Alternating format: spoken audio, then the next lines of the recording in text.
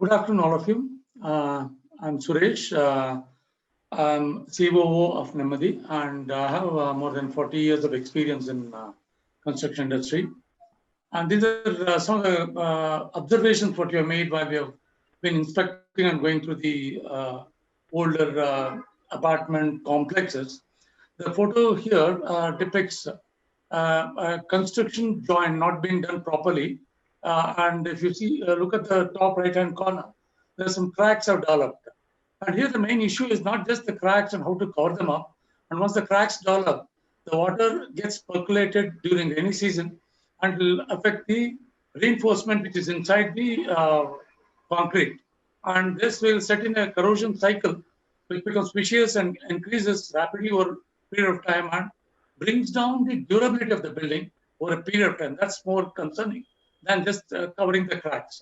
The next slide, please. Here, if you look at this is exactly a shaft where all these plumbing lines are running. You can't see the shaft because the shaft was open to sky and there was no proper arrangement for things not the rainwater not to enter. And the rainwater what was entering inside was falling on the cars which are parked below. This is a view from the basement. And here, what happens is if you unfortunately park your car, your parking slot is below that, all the rainwater as well as any dirty water leaking out of the plumbing pipe was falling. And unfortunately, they had to make a makeshift arrangement of creating a tray wherein all the fallen water falls. And if you look at the bottom, there is a small pipe which is coming down. So the water comes to one side. But it's not a permanent solution as such, but this is a sort of accommodation that has been done. These things are required to be addressed in the long run. Next slide. This is another classic case of an exhaust of a STP.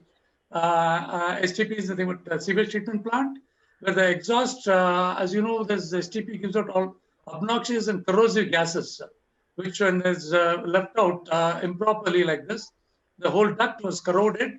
And not only the duct was corroded, the concrete surrounding the duct is also corroded. Gradually, this corrosion cycle sets in and destroys the reinforcement over a period of time. These things need to be tackled in time, like they say, stitching time saves 9. This is to be done. Next. This is another case of earthing not done for the glands. All of you know that the machinery or the transformer is actually view from a transformer yard of a complex where the incoming cables are joined to the main body. Usually people are happy with connecting earth wire to the body of the genset or the transformer yard. But as per the code, electrical code, we have to earth even the glands which are entering into the body. That has been not been done here. That actually serious lapse, and normally it is not noticed. So only with an experienced person will be able to notice and set it right. Next. This is another case of the panel board wiring inside an electrical room of an apartment complex. These are the actual shots. If you look at this wire, it looks, I just jokingly call it as pot of noodles. God knows which wire is going where. And this is how the wirings are maintained. In case of an emergency, we just will not be able to trace any particular wire and rectify it. God forbid something goes wrong and there is a short circuit. It becomes a hell of a mess. Next slide. Here is a classic case of firefighting equipment being installed. But if you notice it carefully, the wheels to open the valves are not fitted or it's missing. So if you think that everything is in place and people are competent, and in case of emergency, you don't know where to find the wheels to open the water pipe. So that's a very serious lapse. Next slide. This is a very classic case of what we call as a jugaad. There is a pipeline running below and there is a pipeline which comes from the top. That should have been properly joined to the pipeline in the horizontal direction. But when somebody is not careful or not being supervising, instead of using a standard joints for pipes, they just made a hole, punched in a hole and put in the pipe. And in case of any excess water, the whole thing overflows by the side and the whole thing is a mess. Imagine your car is parked below this in a basement, and all the dirty water is overflowing like this. So these are the things which can only be noticed if you have an eye for details. Next slide, please. There is another case of negligence, I would call. There is a tree which was there in the yard, and a wall is built over that, and the tree trunk has not been fully removed. So if you look at the center portion, any day it is going to rot over a period of time. This nothing happens in a year or two, but over a period of say 5 or 10 years, this tree trunk which is left behind it will rot, and once it rots, the volume shrinks, and the wall which is sitting above that will also shrink, and then there will be a crack formation. And totally, it will destabilize the wall which is built over that. It's a serious lapse in the long run. Next slide.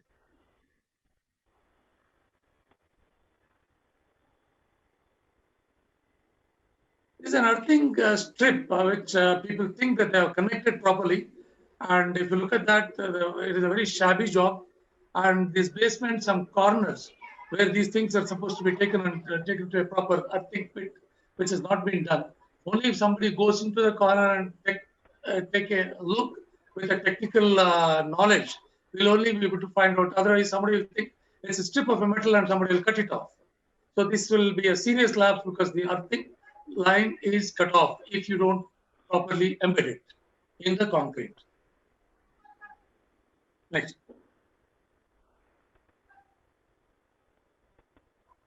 If you look at this, the area where it is circled. Mr. Suresh, we have about 50 attendees right now. Ms. Manath, do you want us to repeat, or will a lot of these have joined a little late? I guess they will have a copy of the recording a little time later. Okay, Mr. Suresh, please. Thank you. If you look at the area where there's a red circle is shown, one pipe is coming from inside and entering the drain. Actually, this is a sewage pipe which was supposed to be taken over to the manhole and joined to the main sewer line. And when somebody is not noticing, they just left it over to the open drain, and this is a serious lapse because even you can be hauled up by the Pollution Control Board, as well as there is a serious the mess because of the dirty water flowing in the drain. Next slide. Here is a case of a panel board being not taken care of the proper instruments, and the whole thing has got burnt out. This is because somebody is not fixed an isolation transformer in the panel board, which is a codal requirement. And in case of isolation transformer not being present, any slightest overload will result in burning the whole thing. If you look at the right side, the energy meter is totally burnt out, and the whole system gets disrupted. So this is a serious electrical issue and can also cause fire. Next slide. Suresh, maybe you can explain a little more about the background and the consequence of this. Detailed explanation. Yeah, this is a photograph taken from the basement of an apartment complex. If you look at the dripping water there, forming something like a stalagmite in ice, in ice formation, is nothing but a continuous drip of seepage water, which is coming from the top, and it continuously flows out through the concrete and leaches out the free lime in the concrete. So that not only takes out the lime from the concrete and spoils the concrete, and it also carries water inside the reinforcements. And the concrete has got reinforcement. Reinforcement means the steel rods, which gives the tensile strength for the concrete. So they get corroded over a long period of time, bringing down the building life. So we call it as the one which brings down the durability of the building. So, and nothing happens in a short period of 5 or 10 years. Beyond that, it becomes something which is irreparable. So going for a very serious, drastic restoration measures. So these things have to be tackled in early time, the moment you notice it. Okay, next slide. is a transformer yard of an apartment complex, and there are two lapses in this. First of all, transformer yard should be kept clean and neat and covered with a gravel layer so that no jungle or plants grow in that.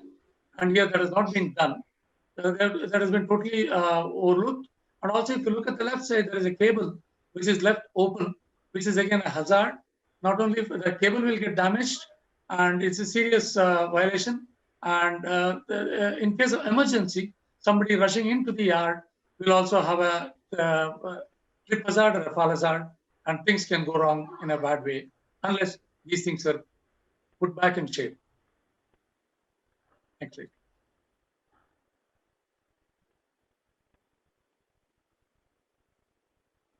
This is inside of an electrical room in one of the apartment complexes. And normally the electrical room should be kept neat, clean, and with a rubber mat at the bottom so that people do not get electrocuted in case of any electrical issue. Instead of that, you can see a can of solvent, some can of paint, all inflammable materials stored in the electrical room. So this is a serious fire hazard, and these things are total no-no. And if somebody doesn't check with the proper knowledge, and people tend to store everything, each and everything in the electrical room, just like a storage room for the maintenance, and this is a serious fire hazard, basically. Next slide, please. Yeah, please check. Yeah, so we also have a copy of a redacted report that we can show you so that you can go through it. And thank you. We have about 50 attendees right now. A lot of you have shared your email ID and phone number. We will send out information to you next week, early next week, so that you can, at your own pace, take a look at things. Ms. Valli Srinivasan has asked us for a YouTube link. Yes, we do have a YouTube link. Divya, would you mind posting the YouTube link, our channel YouTube link on the chat, please? Sure, sir. Yeah. Thank you. So coming back to this, we have a redacted visual report which we can show you. I just want to, as a, what shall I say, fair means of telling everybody that this is a combined report of various projects so that we don't identify an individual project. And this is also done because of privacy of other clients. I'm sure none of us would want our dirty laundry be aired in public. So that's why we do this. I'm going to open the visual report and then share the screen again.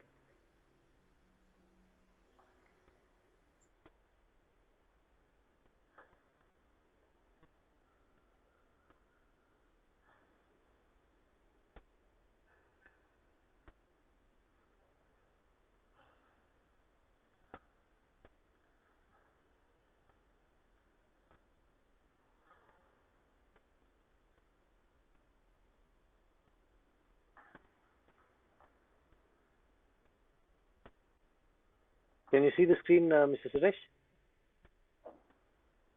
Yeah, we can see the screen. Is it the visual report? Yeah. Okay.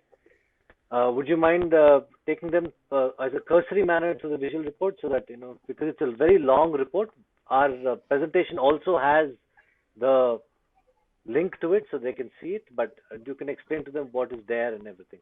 And I'll scroll as you suggest. Yeah. Thank you. There are a lot of questions also being put in the Q&A box. We'll address them at the end of this. Yes, exactly. Yes.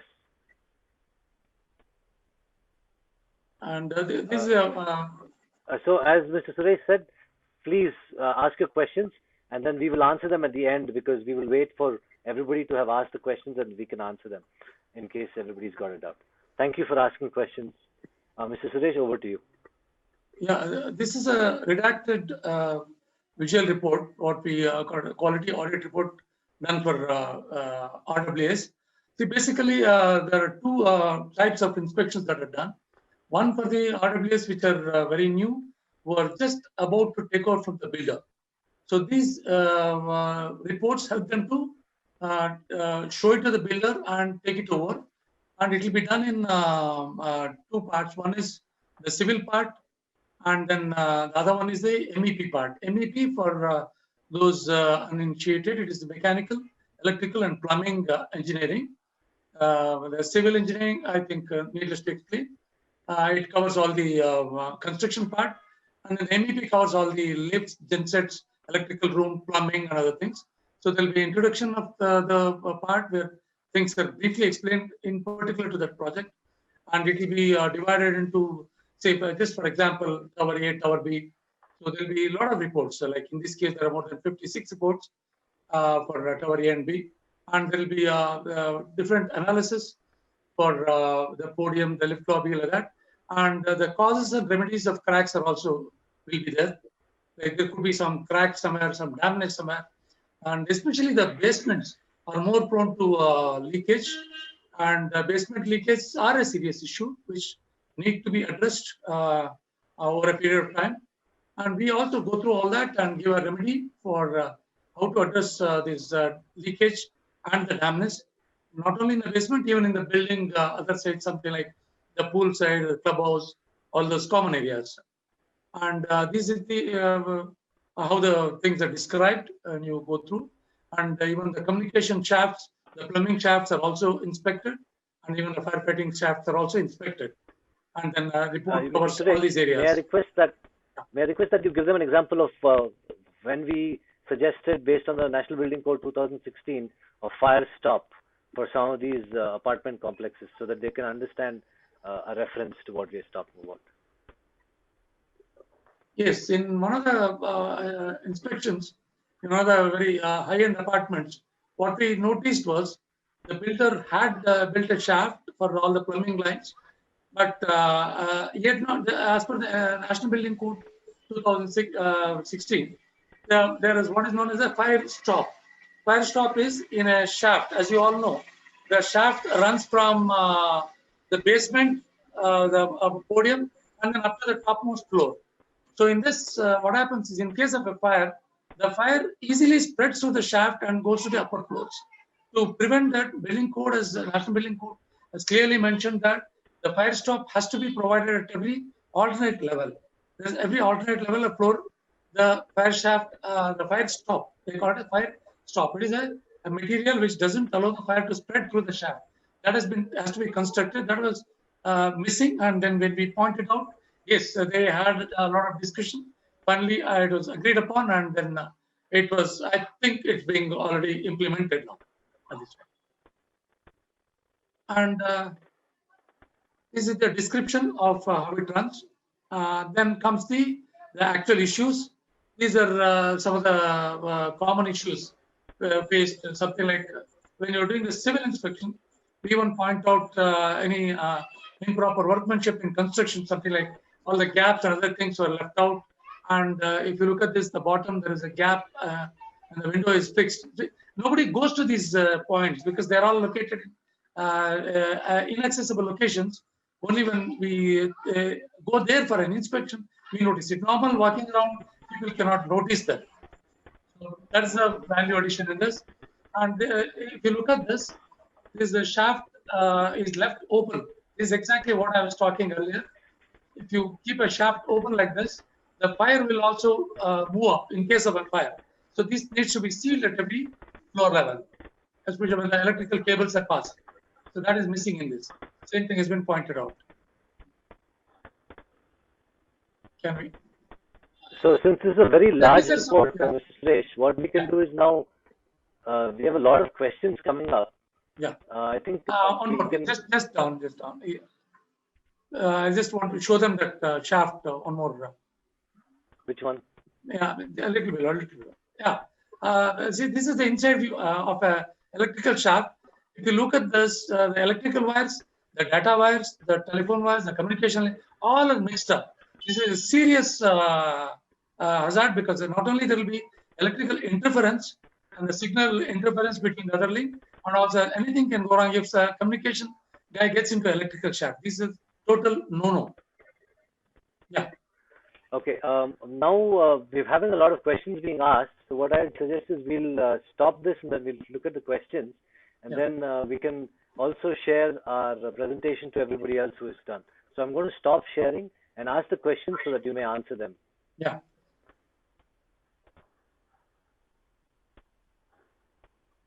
Shall I go through the questions?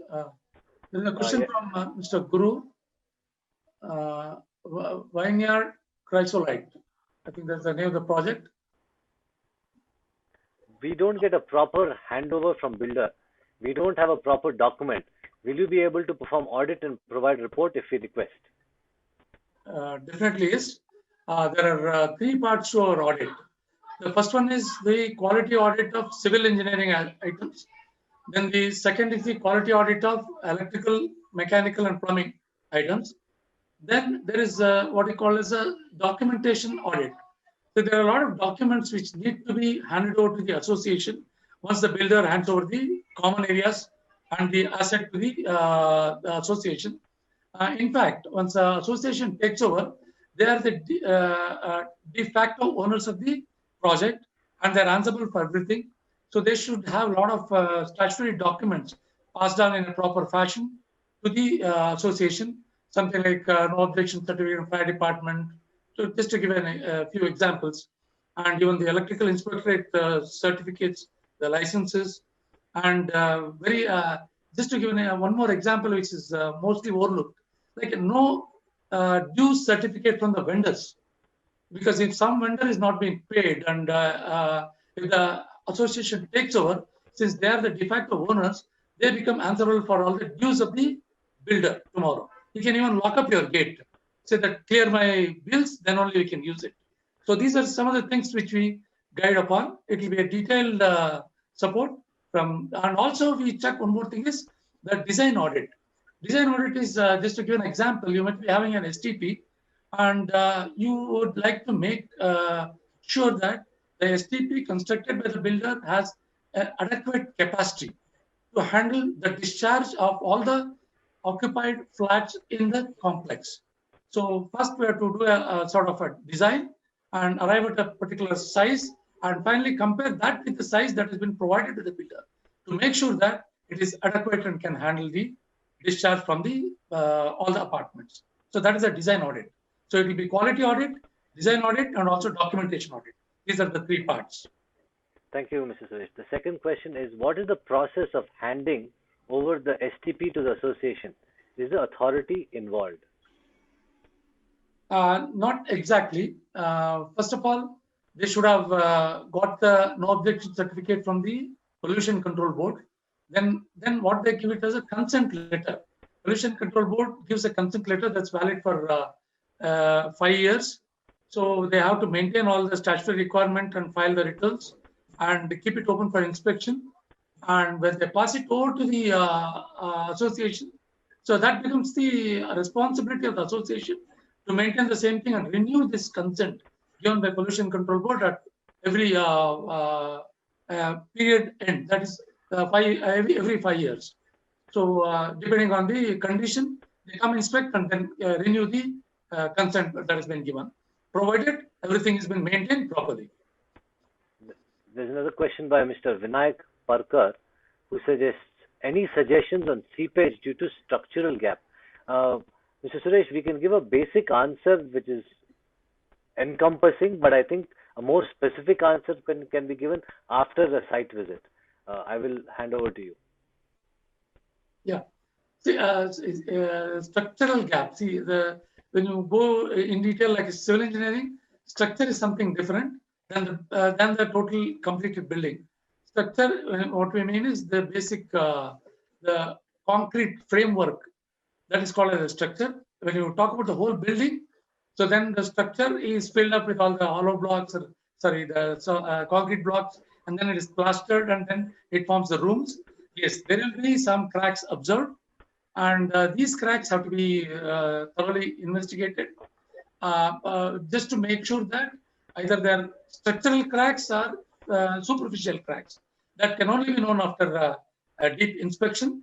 And the remedies are different if it is a structural crack, and remedies are different if it is a superficial crack. So all this can be concluded only after a deep inspection of the particular site and the particular spot. Hope it answers. Next question is by Mr. Pramod.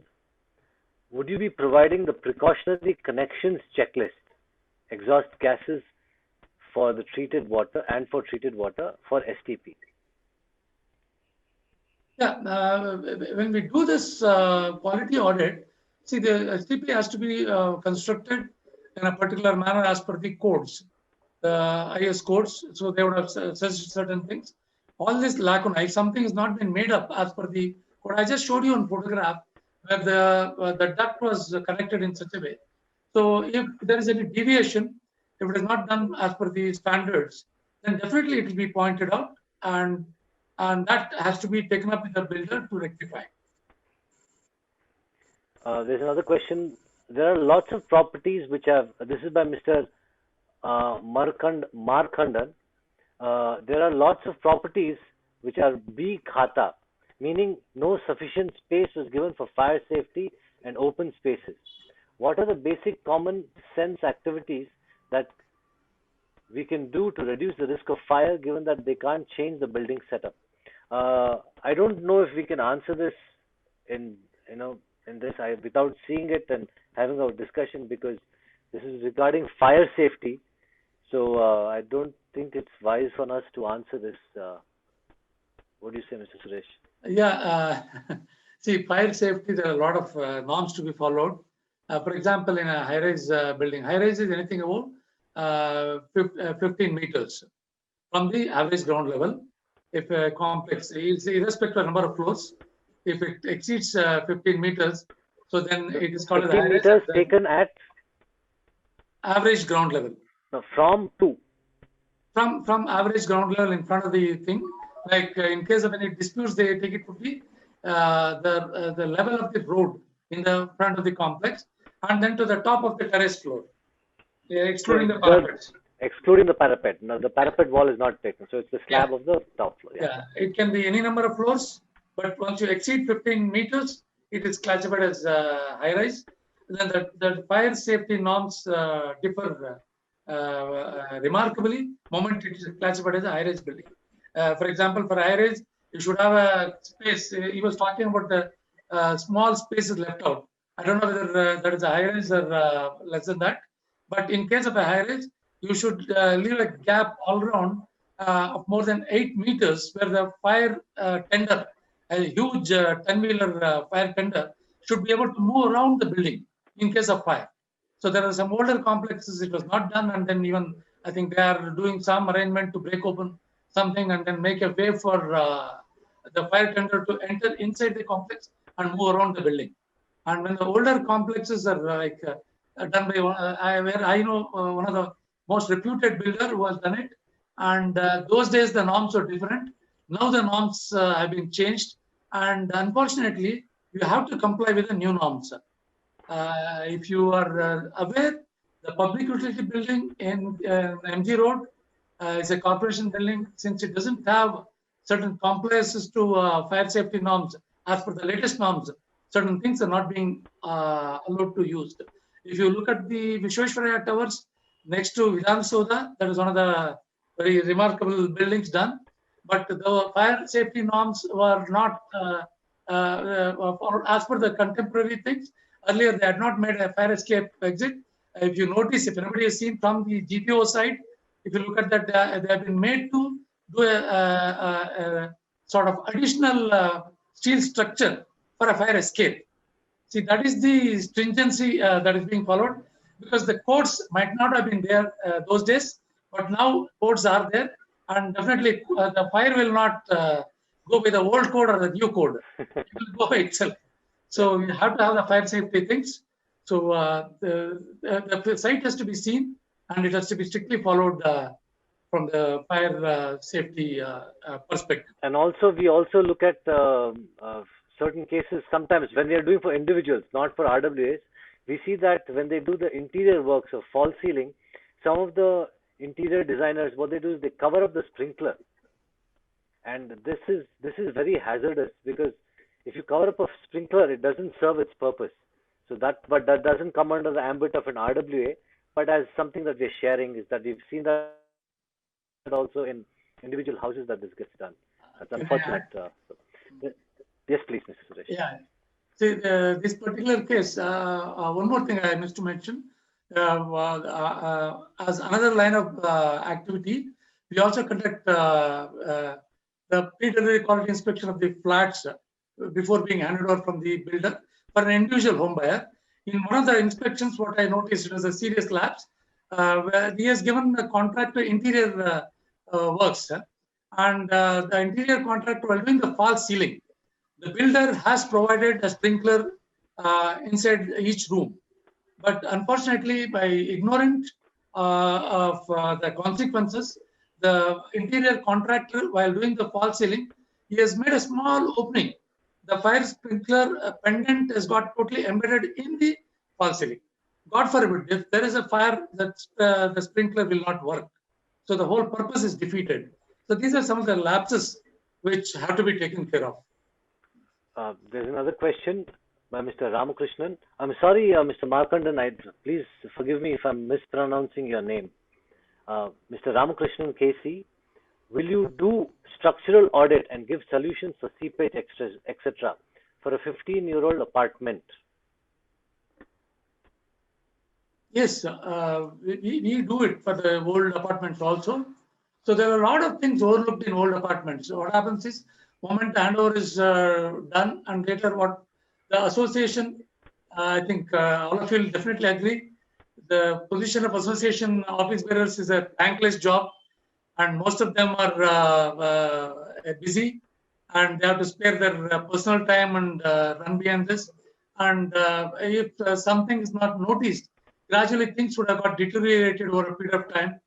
And audit is definitely advised for older apartments where things have not been gone through in detail. There could be a lot of cases I have observed. There are a lot of cracks not attended to, like one of the seepage issue I showed in the basement. That also causes a lot of problems. And also in one of the cases, these pipes were entering the apartment complex. A lot of plants have grown, especially the banyan tree. It's not a tree, it's a plant, the seedlings. And even there's the people seedlings when they're done by the bird droppings. They grow and the roots enter into the building, creating a serious issue for all the flats. Not only it will chip off the plaster, it will not allow. It will also make the seepage issue seriously bad. So those things have to be inspected and then attended to.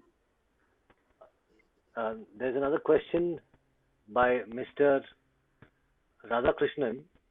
Is there any professional support from BAF for helping the RWAs in handing over process with or without fee? We are looking for an agency to complete this process for us. I'm not sure if there is any support from BAF, but we are an agency that can help you.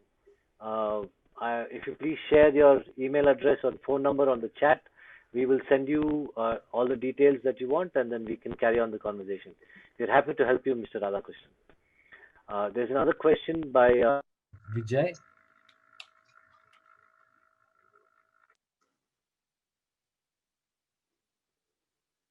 Sorry, I got disconnected. There's another question by Mr. Vijay. No, Mr. Vijay, nobody else has asked this question. Thank you for asking it. What are the documents that the developers would have to hand over to the apartment association? Mr. Suresh, do you want to answer this, please? Yes, there are many documents. It's a huge list. Whenever we undertake an audit, we also help the association by providing a list of documents they should demand and take from the builder for a proper functioning of the. And one of the examples is the as-built drawing. See, as-built drawings are the drawings after the building is constructed. The original architect, the consultant, would have given you a drawing, and the buildings would have been started with that drawing. But as the construction progresses, there are a lot of deviations that are done. For example, the foundation depth may vary depending on the soil that is encountered with, and the cable trenches would have got deviated because of something coming in the way, or even the sewage lines, they would have got deviated because of some obstruction coming in the way. So these are all will be covered in the as-built drawing. So unless he hands over the as-built drawing to the association, you will not know where to dig in case of any problem with any sewage line, or in case of any electrical line has to be attended to, the electrical cable which are embedded, you will not know where to dig and how to find out. So all these are mentioned in the as-built drawing. So this is one of the very important document.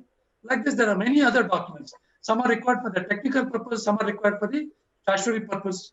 So all this will be listed out, added over, and once you collect them, some of them will be vetted also for the perfectness or the completeness. This is the part of the service. Yes, we do. Hope it answers. Thank you. We also have, yes, Mr. Radhakrishna, thank you for sharing your email. We have, wow, we are overwhelmed. Thank you very much. We have a lot of people who have joined us and asked a lot of questions. I am trying to see, yes. Mr. Jagan asks, do you have any standard SLA agreement which covers the scope of the service agency? Could you please elaborate on what you mean by service agency, Mr. Jagan?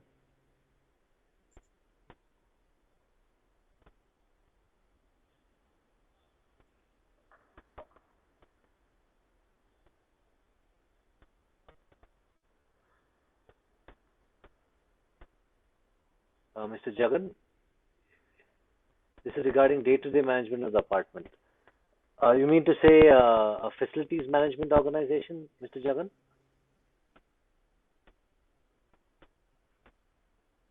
Yes. Yes, Mr. Jagan, we can connect you with facilities management organizations who can help you. We do not do facilities management. We are an engineering firm, and we will help you with taking over.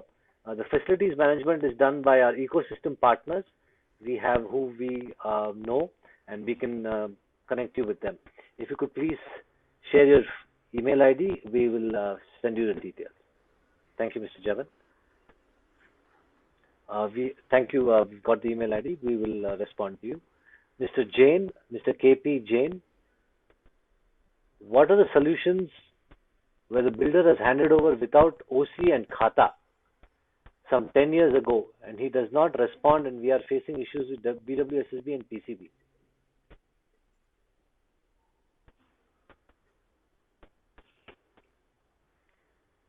Mr. Suresh? Yeah. So this is actually a legal issue. I think legal issue should be, as Mr. Suresh would have said, I'm sorry, I'm jumping in. This pertains to a lawyer. Like any doctor would say, please take only medicines after they are prescribed, even though we know what the medication is. Our request to you is please talk to a lawyer. Even though we may be able to tell you what things are, it is always better if it comes from the proverbial horse's mouth. Our humble submission is to, again, please talk to a lawyer. If you want us to connect you with anybody in our ecosystem, we will be happy to connect you. Mr. Jain, please share your email ID and we will put you across to the right people. Thank you. Can I add? Yes, Mr. Suresh, please. See this, as I mentioned earlier in my talk, so association is the de facto owner of the project. Once the builder hands it over or doesn't hand over, since you are running it, it's your project.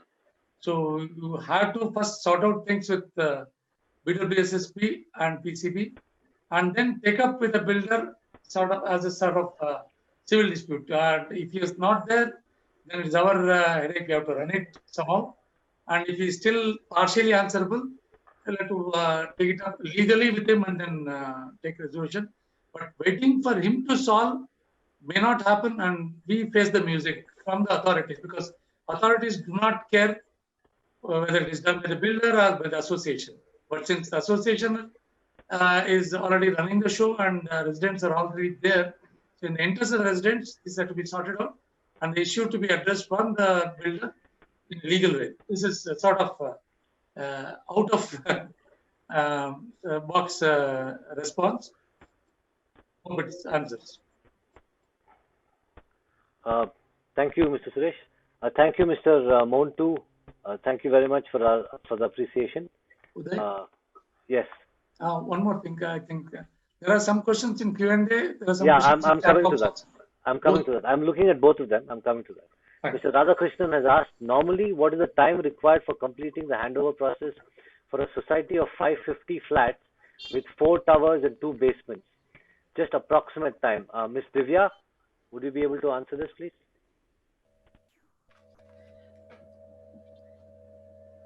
So we need Divya? at least. Hello, sir.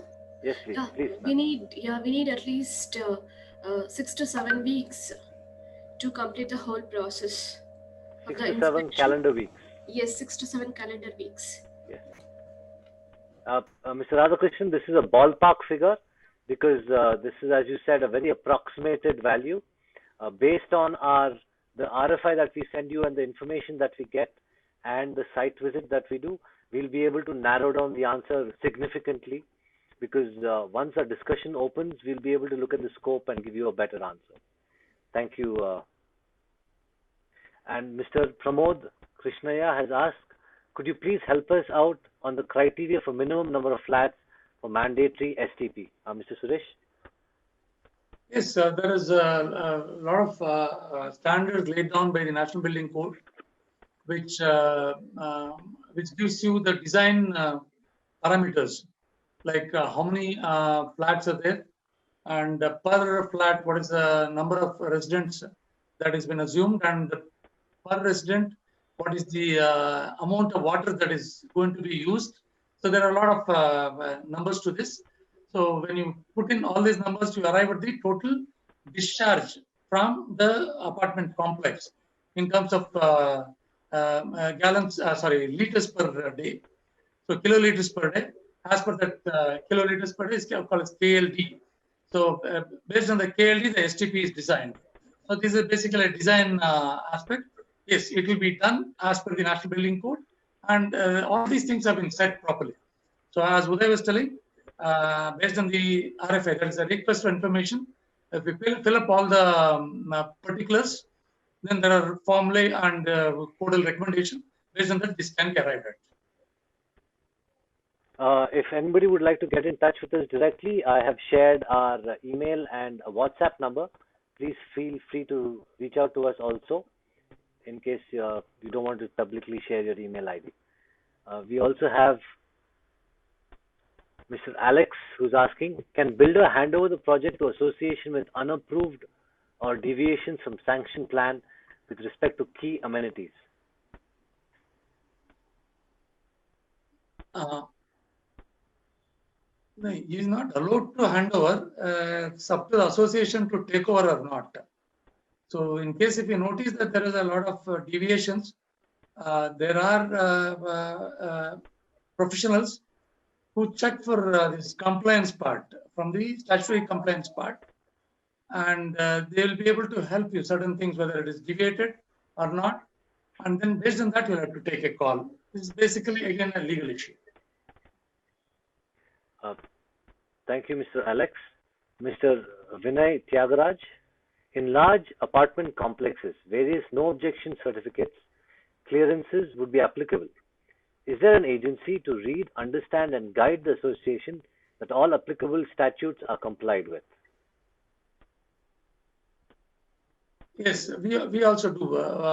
That's called documentation audit, where the statutory documents, whatever has been produced by the builder to the association, we can go through them and tell them whether they're, first of all, is it valid? Is it okay as per law? I mean, not exactly law, it's as given by the statutory guidelines. For example, the clearance from the electrical inspectorate. So that needs to be read in conjunction with the number of lifts, the high tension HT transformer installed. So whether all the particulars have been properly mentioned. See, something like you don't take a clearance and then add something again. So these things can be verified, yes. Mr. Umesh has asked, transformers maintenance, whose responsibility is it, BESCOM or apartment?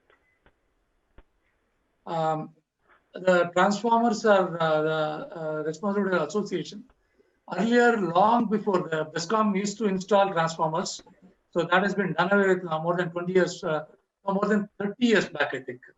Now, even in a private house where you take a ST connection with 4 or 5 apartments, sometimes the BESCOM insists that we buy our own transformer and install and get it cleared by them. We just cannot install and keep it because before it has been charged, that's a technical term.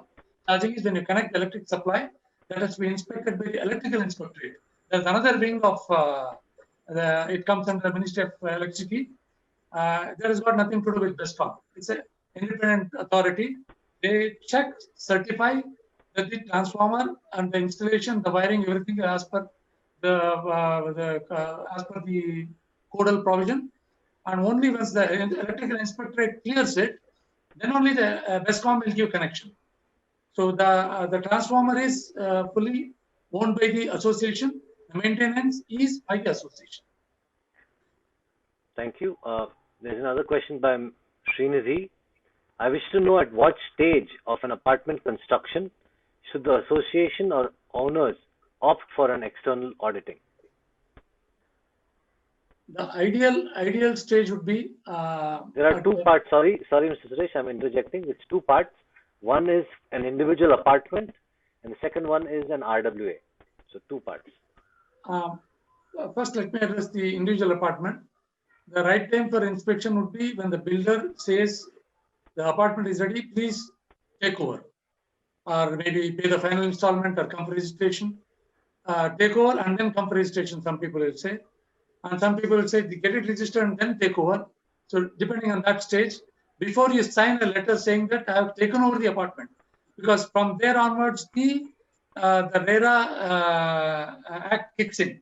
Because for the benefit of all, as per the latest RERA amendment, the builder is responsible for rectification of any defects, either in the structural or in the quality for the first 5 years from the date of handing over of the individual apartment. Notwithstanding wear and tear. Yeah, notwithstanding the wear and tear. So, so that the letter which you sign saying that I've taken over, so that marks one milestone.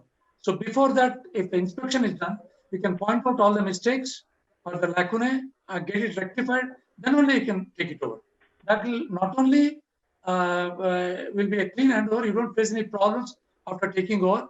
And if something manifests after taking over, it involves a lot of messy repair.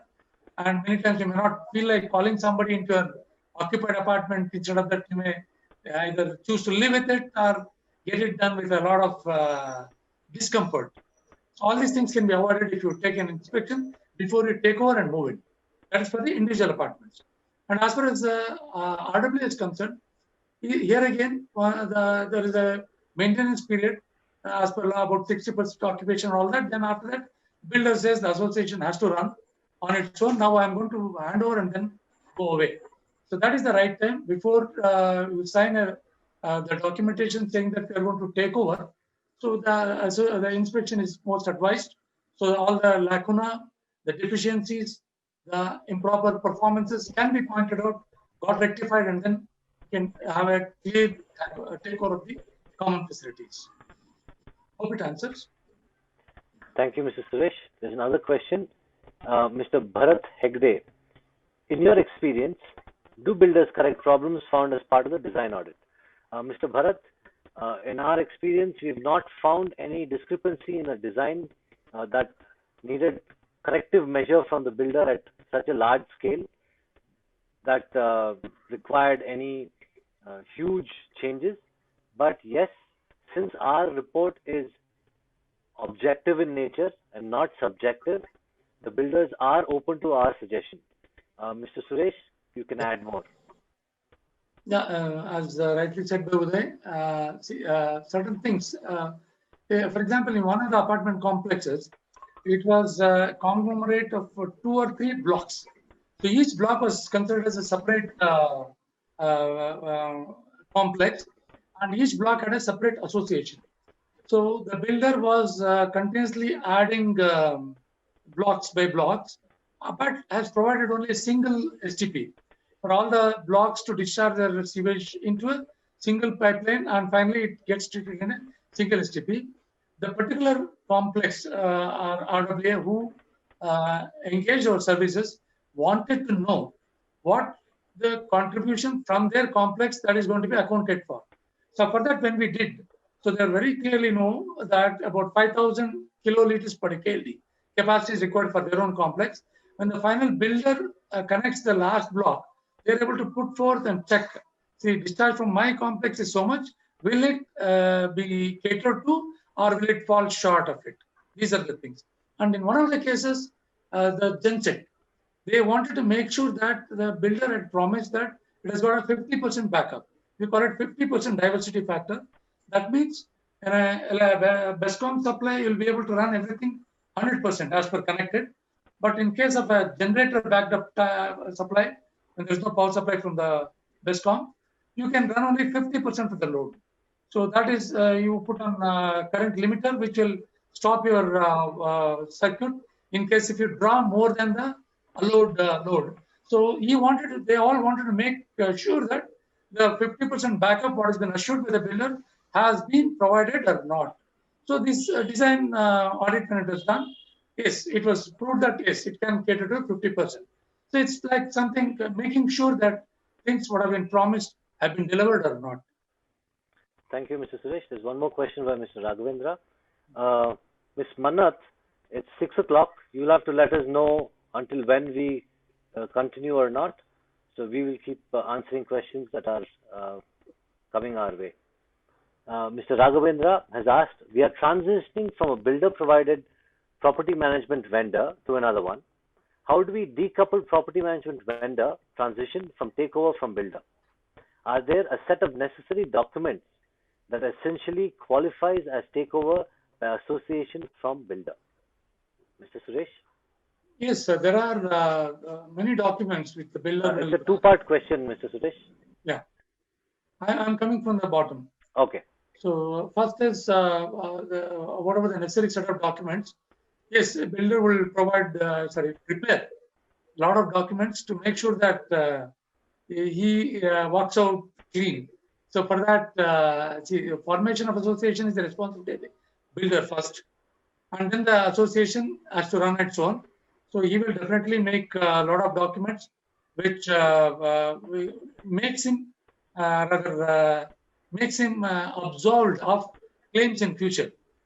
So all these documents have to be signed by the association office bearers, and this will be followed as per the Societies Act. So it will be a transition.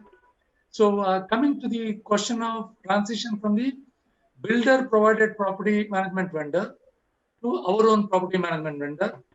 Yes, once the property management vendor was serving the builder, so once we are not happy with him or you want to change over, so you can always do it. So the best thing would be to appoint a new property management vendor, then from them make a proper handover from the first vendor to the second vendor. That is the right process. So that time, whatever is missing and whatever has not been properly handed over, the second vendor will be able to point out, because he has to sign a handing over document. And one more thing is, talking about this handover documents for the association. This is a bit of a legal matter. There are legal professionals who are very well versed with the Societies Act, under which the apartment associations are registered. There are two acts, if I know. One is the Apartment Association Act, and another is the Societies Act. What I understand is, if it is registered under an Apartment Association Act, the compliances are less. So if it is done on Societies Act, the compliances are more, and more compliance means there is a chance of things running smoothly. It's better, but in long run, a lawyer will be able to give a proper idea about this, and it's always better to take the consultation from a lawyer who is very well versed with the Societies Act, so that none of the documentation of handing over is missed to avoid any problems. Mr. Raghavendra, please feel free to reach out to us in our email, or if you share your email, we will send you the necessary contacts and information. Yes, sure, we can wrap up whenever we have. I think there's one more question that is there. Thank you, Mr. Raghavendra. How good or bad is the inspection report given by the Electricity Board and Safety Department on installations done at the property? Is this helpful to the RWA? How good? Could you please repeat the question once more? I'm not able to see here.